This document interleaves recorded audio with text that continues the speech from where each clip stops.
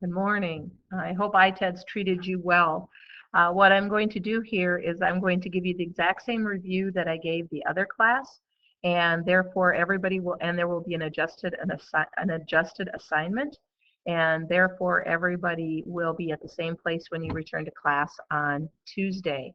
So we want to talk a little bit about what personality traits needed to be present for someone to stay and face a punishment like Hester did. Hester very well could have just taken off, gone to another colony, and told this elaborate story about where Pearl came from, but she chose to stay there. And that dignity and that ability to face, horrific criticism for year after year after year says something about Hester's quality, her character, and it's something to emulate and want to make as an example. And so today what we're going to do is continue with our study of symbols and allegories and then identify the themes. So we're going to take a reading check here in just a minute, and you're going to notice that there's a time limit on it. And so just a couple of reminders. Remember that the narrator of this story, sorry about the interruption. Remember that the narrator of the story is the surveyor who discovered or who wrote down everything that was happening to Hester in Boston at that time. He's the one that gathered all the court documents and wrote down things and also saved the letter A. And Hawthorne discovered them in the attic of the custom house that's in Salem, which is close and nearby to Boston. And so the story takes place and is told by a surveyor, which is a member of the custom house. And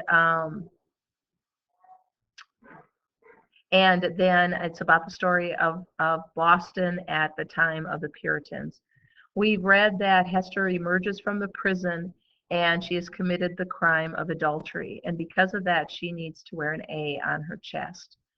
Ironically, on that day, her husband, who has been missing for the last 2 years, appears. And we find out through the reading that he has been captured by the Indians and has been their captive and has just recently escaped. Now his name is Roger Chillingworth and her name is Hester Prynne, and that's because he uses an alias. Why on earth would he step forward and say, hey, there's my husband, when she's standing on a pillory holding a baby that would obviously not be his? After she is led back to the prison, he comes forward and says that he is a doctor. More than likely, that is a lie. It's said in the book that he is a scholar, which means that maybe he's a professor or a teacher, but he is a learned man. And remember, at a time when people were not learned and did not know how to read, that puts you up a little bit. And so because he was a scholar, he convinced them that he knew about doctoring, and they take him to the prison.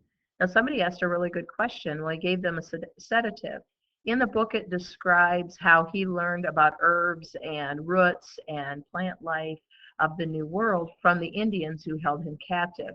And that allowed him to be able to use his knowledge to give both the baby and Pearl a sedative. She promises that she will not tell anybody that she is married to him, that he is her husband. And so she has 2 secrets, carrying the identity of the father along with the identity of her husband.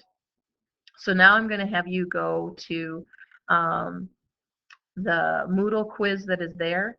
I am taking into account that you will be honest and take it without any of your notes. I believe that most of you are a very moral and ethical group. When you are done with that, what you need to have done for Tuesday is the part of the packet that talks about Arthur Dimmesdale, and go to question number 10 as opposed to number 23, which was your previous assignment. As I told the class 4th hour, the father of the child is, drum roll please, the pastor.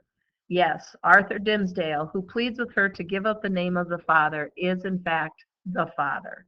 So go take your check and then finish the packet up to question number 10.